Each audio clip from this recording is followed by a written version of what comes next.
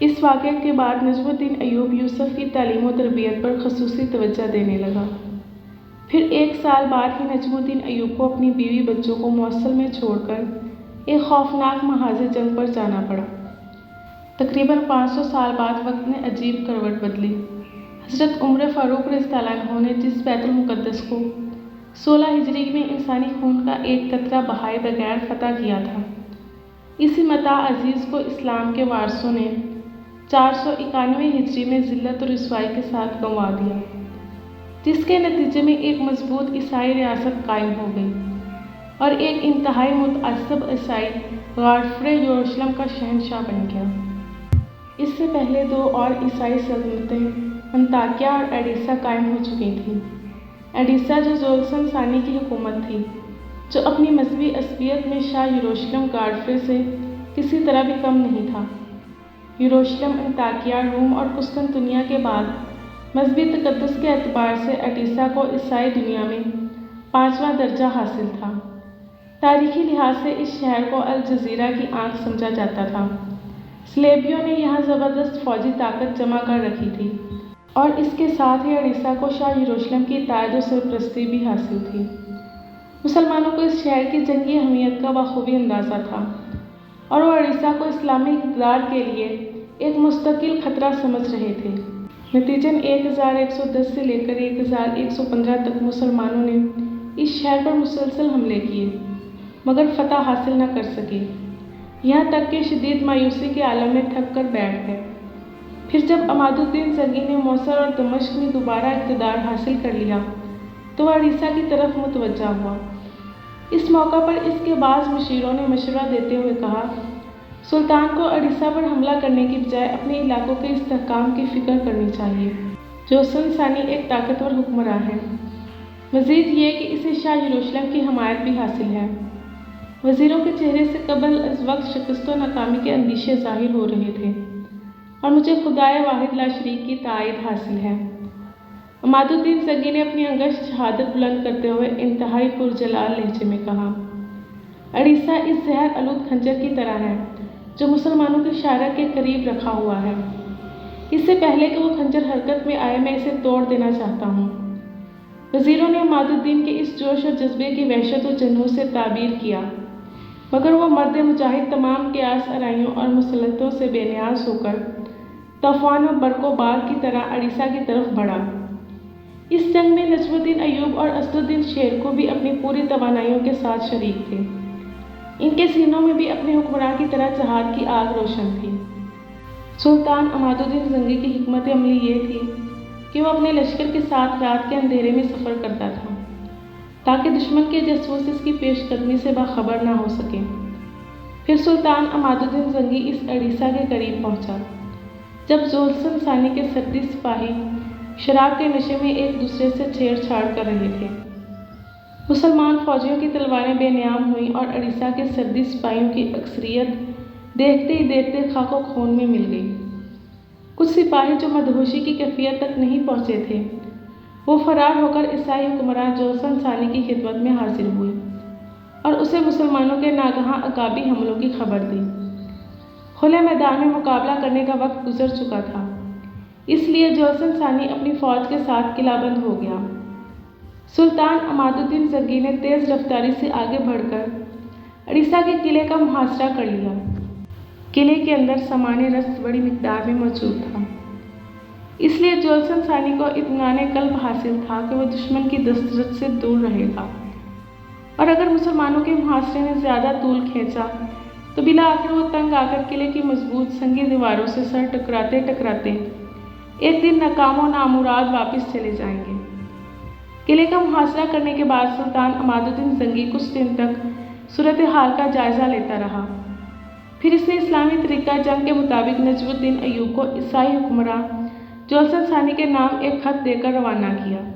Jolson ثانی کا دربار شاہان قطین کی طرح قیمتی ساز و سامان سے آراستہ تھا، مگر اسلامی سفیر جولسن ثانی کے تخت کے قریب پہنچا اور اپنے امیر کا خط عیسائی حکمراں کے حوالے کیا۔ جولسن ثانی کے وزیر ڈیرک نے اپنی نشست پر کھڑے ہو کر سلطان عماد الدین کا خط بآواز بلند پڑا۔ حاکم اڑیسہ کو معلوم ہونا چاہیے کہ اسلامی فوجیں اس کے دروازے تک آ پہنچی ہیں۔ یہ اس بات کی کھلی علامت ہے کہ تم جنگ کے پہلے مرحلے میں مغلوب ہو چکے ہو۔ ہم نہیں چاہتے کہ جگہ جگہ انسانی خون کے تالاب بن جائیں اور اڑیسہ کی پر رونق گلیاں انسانی لاشوں سے پٹ جائیں۔ اس لیے اس پر لازم ہے کہ وہ قلعے کے دروازے کھول کر ہتھیار پھینک دیں۔ اس صورت میں ہم تمام عیسائیوں کے جان و مال اور عزت و آبرو کی حفاظت کی مکمل ضمانت دیتے ہیں، ورنہ پھر تلوار ہی فیصلہ کرے گی کہ کون تخت نشین ہوتا ہے اور کون زیر زمین۔ سلطان عماد الدین زنگی کا خط سن کر عیسائی حکمراں جوسن ثانی غضبناک ہو گیا اور پھر اس نے اپنے وزیر ڈیرک کے ہاتھ سے مراسلہ چھین کر اسے پرزے پرزے کر دیا۔ پھر انتہائی تحقیر آمیز لہجے میں نجم الدین ایوب کی مخاطب کرتے ہوئے کہا، اپنے سلطان سے کہہ دینا کہ اس کے خط کا یہی جواب ہے۔ نجم الدین ایوب باوقار انداز میں چلتا ہوا حاکم اڑیسہ کے دربار سے نکل گیا۔ پھر اس نے عماد الدین کی خدمت میں حاضر ہو کر سارا ماجرا بیان کر دیا۔ سلطان زنگی نے جوسن ثانی کے اس طرز عمل کے جواب میں ایک لفظ بھی نہیں کہا۔ وہ گہری سوچ میں ڈوبا ہوا تھا اور اس کے ہونٹوں پر ہلکی سی مسکراہٹ نمایاں تھی۔ دوسرے دن سلطان عماد الدین زنگی نے نماز فجر میں اپنے لشکر کی امامت کی۔ پھر طویل دعا مانگنے کے بعد اس نے اپنے سپاہیوں کو قلعے کی فصیل کے مختلف حصوں پر حملہ آور ہونے کا حکم دیا۔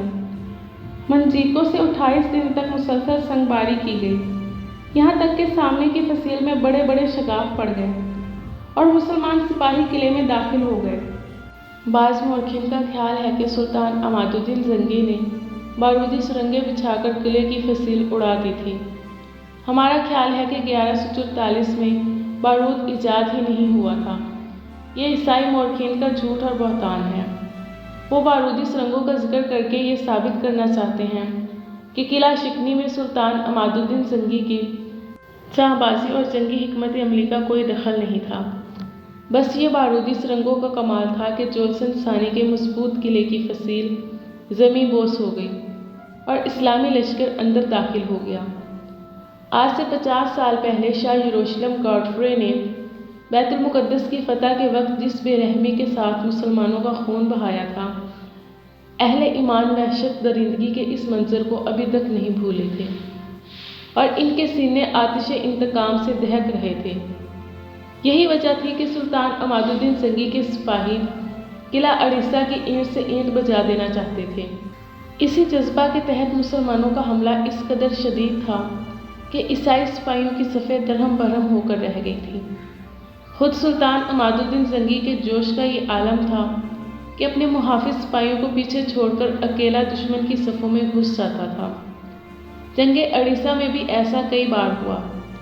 نجم الدین ایوب اور اسد الدین شرقو سلطان کے دوش بدوش لڑ رہے تھے۔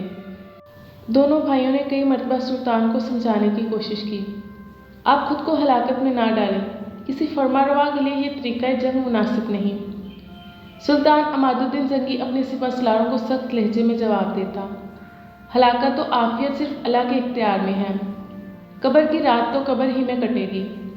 پھر چند گھنٹوں بعد ہی عیسائی فوجیں پسپا ہونے لگیں۔ مسلمان سپاہی قلعے کی بلند دیواروں کو انسانی خون میں ڈبو دینا چاہتے تھے، مگر سلطان عماد الدین زنگی نے ایک سخت فرمان کے ذریعے اپنے فوجیوں کو عیسائیوں کے قتل عام سے روکا۔ عام شہریوں کے ساتھ ہتھیار ڈال دینے والے سپاہیوں کو بھی امان بخشی گئی۔ پھر جب یہ طوفان بلاخیز تھم گیا تو سلطان عماد الدین زنگی نے تمام قیدیوں کو رہا کر دیا اور عیسائیوں کے گھروں سے لوٹا ہوا مال بھی انہیں واپس کر دیا۔ اڑیسہ کا حکمراں جوسن ثانی کسی خفیہ راستے سے فرار ہو گیا تھا۔ اڑیسہ کی شکست کی خبر سن کر پوری عیسائی دنیا میں صف ماتم بچھ گئی۔ یروشلم کے ایک پادری شمعون نے اپنے گریباں چاک کر دیا اور سر کے بال نوچ ڈالے۔ بہت دیر تک سینہ کوبی کرتا رہا، پھر گریہ زاری کرتے ہوئے آسماں کی طرف دیکھ کر بولا، یسوع مسیح تم اپنے نام لیواؤں کی مدد کو نہیں آئے، یہاں تک کہ عیسائی قصر اقتدار کا پہلا اہم ستون گر گیا۔ میں نہیں جانتا کہ اب مسلمانوں کے قدم کہاں رکیں گے۔ اے مقدس باپ، تو ہی انہیں روک کے، ہم بہت عاجز و ناتواں ہیں۔ ایک ہی شکست نے صلیبیوں کے ہوش و حواس اڑا دیے تھے۔ دوسری طرف مسلمانوں کی مسرت کا یہ عالم تھا کہ کہ عربی کے بڑے بڑے شاعروں نے سلطان عماد الدین کی شان میں طویل قصیدے لکھے تھے۔ علماء اور مشائخ نے سلطان کو محافظ اسلام اور مجاہد کبیر کے القاب سے یاد کیا۔